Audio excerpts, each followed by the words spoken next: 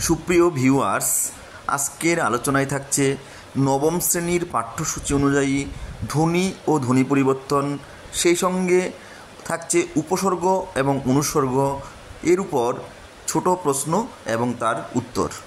চলো দেখে নেওয়া যাক। প্রথম প্রশ্ন, বিপ্রকর্ষ কথাটির অর্থ কী? উত্তর, ব্যবধান। 2 নম্বর প্রশ্ন, স্বরভক্তি কথাটির অর্থ কী? এর উত্তর, স্বর সহযোগে বিভাজন। 3 নম্বর প্রশ্ন, একটি তরল স্বরের নাম লেখো। এর উত্তর, র এবং ল। র এবং লকে তরল স্বর বলে।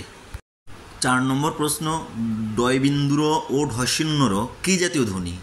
এর উত্তর, তারুণ্যজাত ধ্বনি। তারপর 2টি অর্ধস্বরের উদাহরণ দাও। এর উত্তর, অন্ত্যেজ্য এবং বকে অর্ধস্বর বলে। নাম্বার 6, একটি কেন্দ্রীয় স্বরধ্বনির উদাহরণ দাও। এর উত্তর, আ হলো কেন্দ্রীয় স্বরধ্বনি। নাম্বার 7, প্লুতস্বর আর কি নামে পরিচিত? এর উত্তর, ভগ্নস্বর। প্লুতস্বরকে ভগ্নস্বর বলা হয়। 8 নম্বর প্রশ্ন, একটি প্রাদেশিক স্বরধ্বনির নাম লেখো। নাম্বার 8, একটি প্রাদেশিক স্বরধ্বনির নাম লেখো। এর উত্তর, আ। প্রশ্ন নম্বর 9, ঘোষবর্ণ আর কি নামে পরিচিত? ঘোষবর্ণকে নাদবর্ণ বলা হয়। 10 নম্বর প্রশ্ন, কোন উপভাষায় অভিশ্রুতির প্রয়োগ দেখা যায়? এর উত্তর, রাঢ়ী উপভাষায়। রাঢ়ী উপভাষায় অভিশ্রুতির প্রয়োগ দেখা যায়।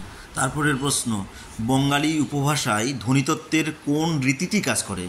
এর উত্তর, অপিনিহিতি। 12 নম্বর প্রশ্ন, যৌগিক স্বর আর কি নামে পরিচিত? এর উত্তর, যৌগিক স্বর যুগ্মস্বর বা সন্ধ্যক্ষর নামে পরিচিত। 13 নম্বর প্রশ্ন, উপসর্গ আর কি নামে পরিচিত? উপসর্গকে বলা হয় প্রাক সংসর্গ অব্যয়। 14 নম্বর প্রশ্ন, অনুসর্গ আর কি নামে পরিচিত?